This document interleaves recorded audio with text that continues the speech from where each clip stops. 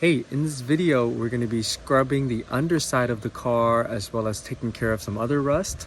This kind of is a part 1 and part 2 kind of video. So we're going to get started on the driver's side. So I got the wire wheel on the drill. We're good to go. Look at all this rust and underbody I've gotten out from under. So I'm out of daylight, but this is what it looks like. Those are the splotches. It's pretty ugly. It will do until I get a floor pan kit. As you can see, I sprayed all the way up there. I'm gonna do the other side. Yo, look what I just found randomly. It's like a box of stuff for my Datsun, my old one. Some old fuses, window crank, and front brake pads.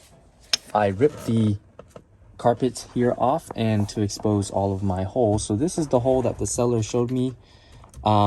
On this side, the metal is really weak and really thin. As you can see, that's really thin. But on this side, I ripped off a piece of fiberglass and this metal is solid. Most of the floor is solid, so that's good. That drain holes are pretty solid, although they are rusty. And then that's the worst rust hole. It's ginormous. The firewall has rust. Let me see if I can show you. That is rust and it's really bad. It's soft. And so is theirs. Before I jack up the car, I want to show you guys this piece. I saw that there was bubbling and I was like, oh no, there's rust under this piece.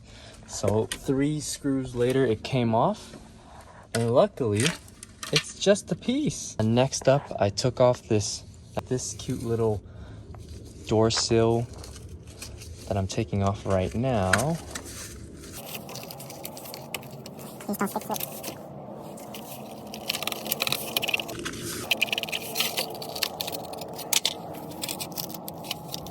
Now that it is off, let's check under my weather stripping. That's not coming up. Ooh. So at first glance, it looks rust-free, but if you lift up the weather stripping, you can see all of this and this. So I'm hoping to take care of this today as well. So this is the amount of rust that we'll be addressing right now. Like, that's pretty gnarly. I'm going to go at it with some 80 grit sandpaper and we'll go from there. So I had to go back in with 60 grit sandpaper to get most of the rust off. I'm gonna work on it some more, especially that area, and then clean it up, primer it, and then we'll go to get working on the bottom. The sun is setting and I have finished the door sill. Now I'm going to put the stuff back on. I think I'll have to do the underside another day. So I've reinstalled the door sill and I cleaned up most of the rust that was on the floor, and generally it's not that bad. So I went back inside again just to see, because we found a new hole from underneath. There's 1, 2, 3, 4 rust holes. I don't count the drain holes. But that's horrible. Oh my god. I really can't wait to cut out this floor.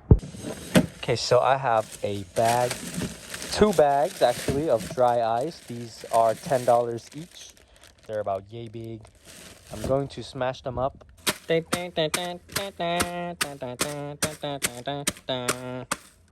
Remember to double glove. I have my rubbing alcohol here.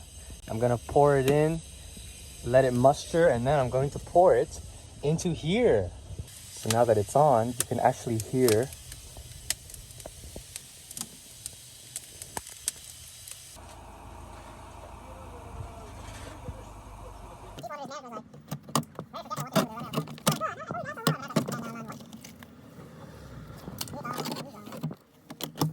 Wow, it's a proper big piece.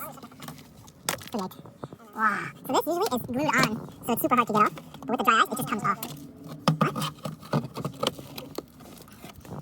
It's gonna be in the video.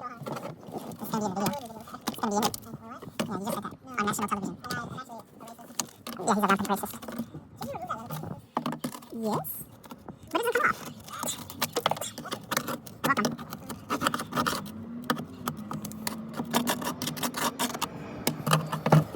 Oh no, my iPhone's in here. Sit rep, it's a lot worse than I thought. That was the original first hole. But then look at this. This was covered by the sound deadening, so I couldn't see it. But it goes up all the way around there, making a little section that could fall through. Also, this is a lot bigger as well.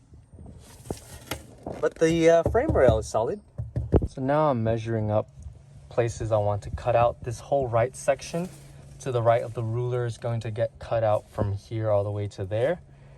And I have my Dremel and a fire extinguisher, of course. Okay, so the Dremel sucked, but the angle grinder did all this. Check it out. I have a big rectangle that's out, ginormous rectangle, 26 inches long.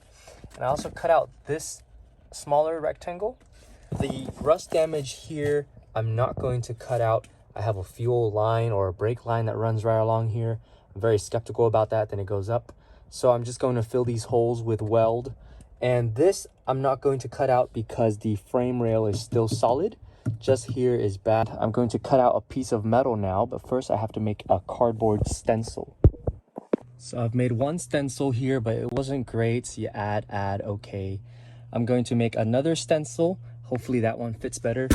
I frailed the edges here, but I'm going to do it some more so that my weld has more to stick to. I'm going to do the same for the hole over there. It only took 4 tries to get the right stencil to match every single one of these weird curved lines that I cut out with my angle grinder. But this is the closest one yet. That upper corner could use some help. But now I'm going to replicate this stencil in 18 gauge steel. Sorry for the poor lighting, it's very cloudy today.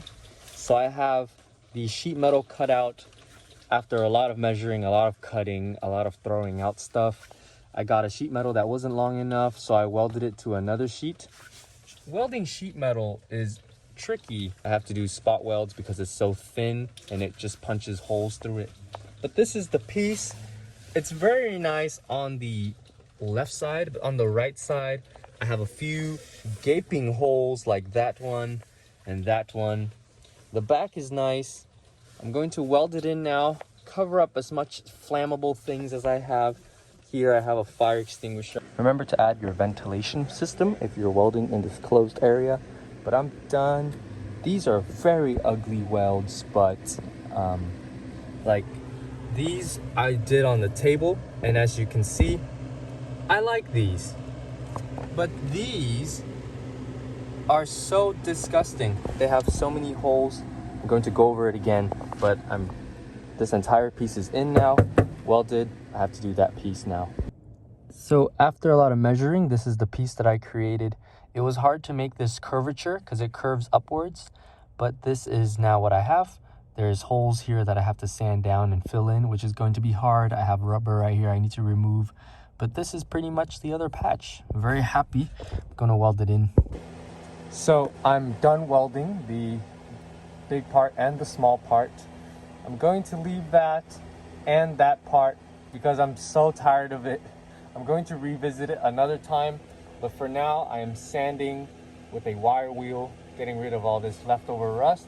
I got that from going brown to a little bit of a silver. I'm going to try to get it completely silver, clean this up, and then primer the entire thing. So here it is done. It's primered, which makes it look really ugly. So I'm gonna lay a flat black on this primer, and that's gonna be done for the upper section, and for the bottom, I'm going to paint it differently. So this is the finished product. I've been driving it around all day, so it's kind of dusty. I even put the seat back in, but the paint is dry.